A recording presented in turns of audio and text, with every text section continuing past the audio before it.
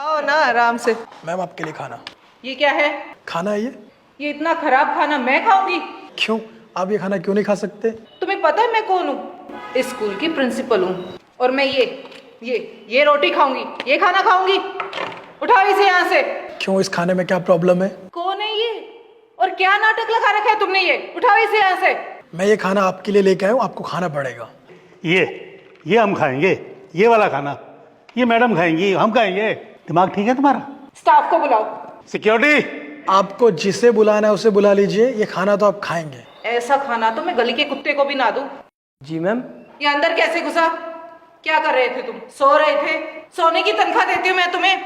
धक्के मार के इसे यहाँ से निकाल दो, दोबारा यहाँ दिखना नहीं चाहिए। जी मैम। 1 मिनट पीछे हट जाओ। बहुत बदतमीजी कर रहा है तू। तुझे पता नहीं मैं कौन हूँ? यहाँ के एमएलए की सिस्टर हूँ।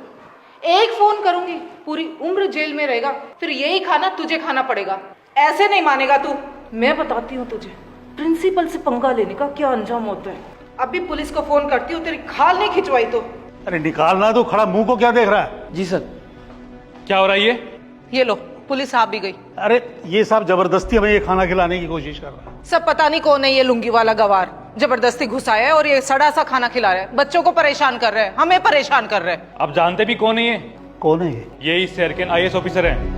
IAS? सर सॉरी, पता नहीं था। क्या पता नहीं था आप लोगों को? आपको पता है खाना कहाँ से लेके आया हूँ मैं?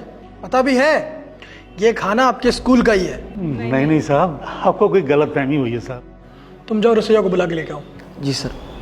अभी पता चल जाएगा ये खाना कहाँ का है।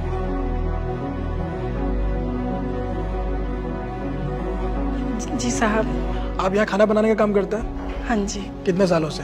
कोई 15 सालों से। 15 साल से। ये खाना चेक करो कहाँ का है। आपने बनाया है? देखो।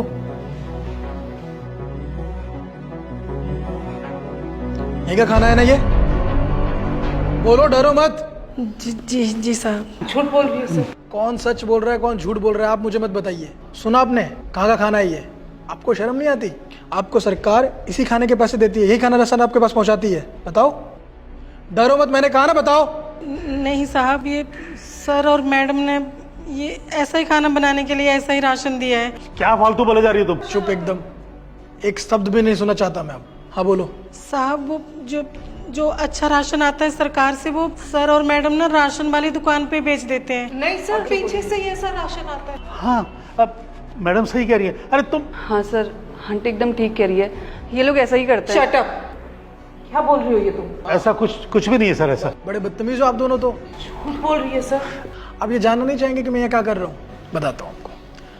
तुम जाओ बच्चों को बुला के लेकर आओ। जी सर।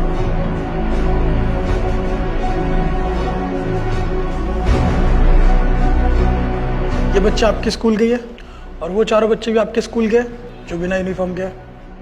उन्हें मैं हॉस्पिटल से लेके आया हूँ। आपके स्कूल का खाना खा के इनकी तबीयत बिगड़ चुकी है, तभी मैं यहाँ आया ये चेक करने के लिए कि सच है या नहीं। और जब मैंने यहाँ की देखा तो मुझे समझ नहीं आया कि आप लोग ऐसा भी कर सकते हैं बच्चों के साथ। आपने क्या कहा था कि ये खाना मैं अपने कुत्तों को भी नहीं डालूंगी, तो आप इन बच्चों को ये खाना क्यों खिलाएंगे?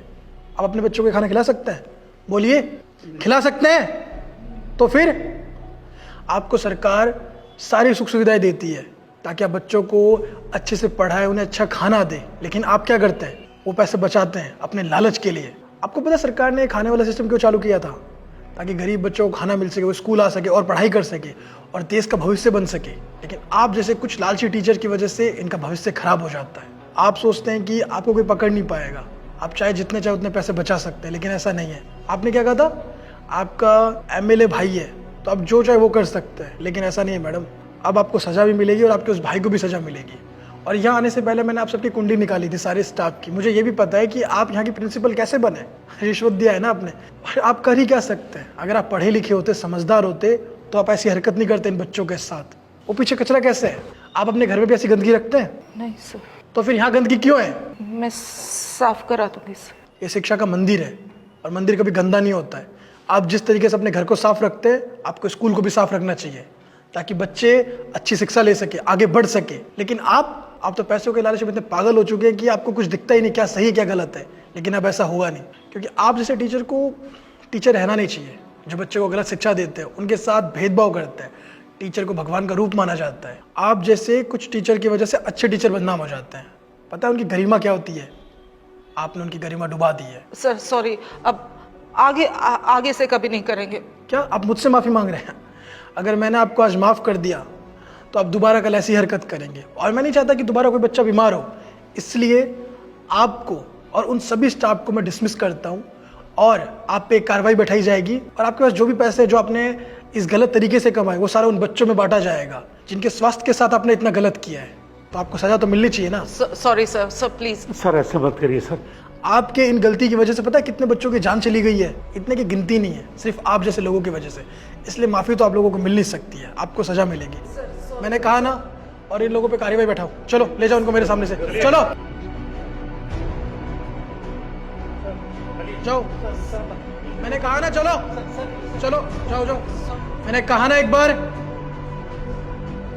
और आप दोबारा अगर बच्चों को ऐसा खाना मिला तो देख लेना, मुझसे बुरा और कोई नहीं होगा।